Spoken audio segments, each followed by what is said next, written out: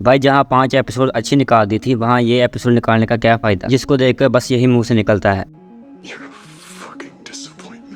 तो भाई finally secret में कि ये सीरीज खत्म हुई, जिसको देखने के बाद ये पता चलता है कि भाई ये सीरीज आपको वो नहीं देती जिसका वादा किया गया। मतलब ना ही इसमें कोई सीक्रेट है और ना ही बड़ा इन्वेजन। मतलब जहाँ कॉमिक्स में इतनी भसड़ मची थी, वहाँ पर इसको ऐसे दिखाया गया है। इसकी एपिसोड तो मैंने इसलिए वीडियो नहीं बनाई क्योंकि मैं इसके पूरे सीजन पर वीडियो बनाना चाहता था, जो कि आज खत्म हो गया। इसकी पिछली 5 एपिसोड में दिखाया जाता है कि ग्रेविक नामी बंदा है, मतलब स्क्रल है, जो कि अपने लोगों को इंसाफ दिलाना चाहता है और वो इस इंसाफ को लेने के लिए भाई बहुत कुछ करता है। मतलब वो अमेरिका और रशिया के खिलाफ बहुत बड़ी वार करवाना चाहता है ताकि वो फ्यूरी को दिखा सके कि वो बहुत कुछ कर सकता है। और भाई उसने ये करके भी दिखाया। उसने रशिया में बॉम्ब ब्लास्ट किए और बहुत सी कंट्रीज को आपस में लड़ाने की कोशिश की, और फिर उसने रशिया में अमेरिका के प्रेसिडेंट पर हमला करवाया, जिसको निक फ्यूरी ने नाकाम बनाया और प्रेसिडेंट को बचा लिया। और चूंकि रोडी स्क्रल था तो उसने प्रेसिडेंट को ये बताया कि ये स्क्रल्स का काम है, और वो प्रेसिडेंट को एक लोकेशन भी दिखाता है जहाँ स्क्रल्स हैं। और प्रेसिडेंट उसकी बातों में आकर ये हमले का ऑर्डर भी दे देते हैं। लेकिन जब ये कन्वर्सेशन चल रही होती है तब रोडी को एक फोन आता है कि निक फ्यूरी आ रहा है, और उधर ग्रेविक ने ये मांग की होती है निक फ्यूरी से कि मुझे हार्वेस्ट चाहिए, इसके बदले में मैं वो करूंगा जो तुम चाहते हो। तो भाई निक फ्यूरी पहुंच जाता है वहाँ पर जहाँ पर रेडिएशन फैली हुई होती है, और जैसे तैसे करके वहाँ पहुंच जाता है जहाँ ग्रेविक होता है। और फिर उनके बीच बहुत सी डडली कन्वर्सेशन होती है। ग्रेविक उससे बताता है कि ये वो चेहरा है जो उसने अभी लिया हुआ है, ये उस आदमी का चेहरा है जिसको तुमने मारने के लिए भेजा था मुझे पहली बार। लेकिन निक फ्यूरी के चेहरे को देख कर लगता है इसको कोई आइडिया नहीं था। तभी निक फ्यूरी उसे हार्वेस्ट देता है और उसे बोलता है कि ये तुम प्लेनेट छोड़कर चले जाओ। शायद ये हार्वेस्ट वाला प्लॉट आगे जाकर कंटिन्यू हो सकता है दी मार्वल्स में, जो कि इसको कनेक्ट करेगा। फिर इसी तरह रोज के लोगों पर अटैक होने लगता है और एक एक करके प्रेसिडेंट के सारे गार्ड मारे जाते हैं। शायद यहाँ पर एक प्लॉट होल है, अगर प्रेसिडेंट ठीक है तो भाई उसे व्हाइट हाउस ले जाओ, हॉस्पिटल में क्यों रखा हुआ है अभी तक। और जो गार्ड पर अटैक कर रही होती है वो होती है सोनिया। उधर ग्रेविक हार्वेस्ट चेक करता है जिसमें भाई हर एक के डीएनए होते हैं। ये जिस बंदे ने एंड गेम में हिस्सा लिया था उस सारे के डीएनए उस हार्वेस्ट में है, चाहे वो छोटा से छोटा या बड़ा से बड़ा सुपर हीरो क्यों ना हो या सुपर विलन। और स्क्रीन पर उनके नाम भी लिखे हुए आते हैं। इसके बाद ग्रेविक मशीन चालू करके खुद को इनकी पावर्स में मर्ज कर लेता है और वो बन जाता है सुपर स्क्रल, जो कि भाई एमसीयू का सबसे ज्यादा पावरफुल स्क्रल है। और फिर निक फ्यूरी को मारने की कोशिश करता है, लेकिन बाद में पता चलता है कि ये गाया थी जो निक फ्यूरी का रूप लेकर वहां पर आई थी। और आपको पता ही होगा कि वो मशीन के अंदर थी और वो भी बन जाती है सुपर स्क्रल। फिर इन दोनों के बीच में एक डेडली फाइट चालू हो जाती है, और इस फाइट में हमें बहुत से सुपर हीरोज और विलन की पावर्स भी देखने को मिलती है, जिसमें गाया पहले हल्के हाथों का यूज करती है और फिर ड्रैफ्ट के हाथों का। फिर हम देखते हैं कि ये दोनों एक्सट्रीमस पावर्स का भी यूज करते हैं। फिर शॉर्ट में ग्रेविक ग्रूट की पावर्स का भी इस्तेमाल करता है, यहाँ तक कि गाया गोस्ट की पावर्स का भी इस्तेमाल करती है और फ्रोस्ट बीस्ट की पावर्स का भी इस्तेमाल करती है, जिससे वो एक तलवार बनाती है और ग्रेविक पर हमला कर देती है, जिसको रोकते हुए ग्रेविक इबोनोमा के मैजिक का भी इस्तेमाल करता है। एक डीएनए से मैजिक भी ट्रांसफर हो जाता है, ये बात पहली बार पता चली।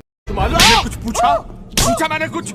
और उधर फ्यूरी प्रेसिडेंट को समझाने की कोशिश करता है कि रोडी स्क्रल है और जो आपने हमले का ऑर्डर दिया है उसे रोक दो। और इन फ्यूरी रोडी को गोली मार देता है, जिससे प्रेसिडेंट को ये पता चल जाता है कि रोडी स्क्रल है और वो हमला भी रोक देता है। और उधर वो दोनों कैप्टन मार्वल की पावर का इस्तेमाल कर रहे होते हैं। उसके बाद गाया कैप्टन मार्वल की पावर इस्तेमाल करते हुए ग्रेविक को वहीं पर मार देती है और बस यहीं पर खत्म हो जाता है सारा कुछ। फिर गाया सबको रिहा कर देती है जो भी ग्रेविक के कब्जे में थे। इस बीच 2 मेजर कैरेक्टर्स दिखाए जाते हैं, जिसमें पहला होता है एवरेट फोर्स, जिसको हमने पहली एपिसोड में देखा था। और फिर हमें दिखाया जाता है रोडी, जिसके बारे में क्लियर तो नहीं किया गया कि ये कब से स्क्रल्स के कब्जे में था, लेकिन अगर इसके कपड़ों को ज्यादा गौर से देखा जाए तो ये पता चलता है कि ये बंदा सिविल वॉर के इवेंट्स के दौरान में ही स्क्रल्स के कब्जे में था, जिससे पता चलता है कि रोडी ने बहुत कुछ मिस कर दिया। उसने भाई टोनी स्टार्क की डेथ को मिस कर दिया, और जब उसे ये पता चलेगा तो भाई वो सीन बहुत ज्यादा इमोशनल होगा। फिर इन सब के बाद प्रेसिडेंट ये स्टेटमेंट देता है कि उनके कॉन्वे पर स्क्रल्स ने हमला किया था, और जितने भी स्क्रल्स इस अर्थ पर रहते हैं उन सबकी खैर नहीं। और भाई सिर्फ स्क्रल्स ही एलियंस नहीं, एसगार्डियंस भी एलियंस ही हैं। ये तो आगे देखकर ही पता चलेगा, क्योंकि भाई आगे जाकर प्रेसिडेंट ही बदल जाएगा और जनरल रोस हो गए अगले प्रेसिडेंट, जो कि हमें captain America brave new world में दिखेगा।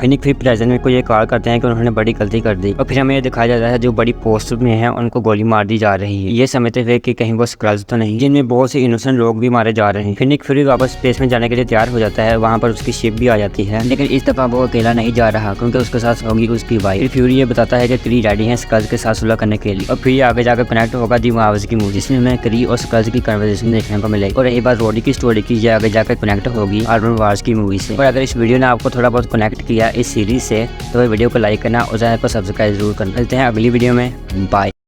भाई एक बच्चा बहुत ज्यादा क्यूट है, बच्चे तेरी माँ की चूत।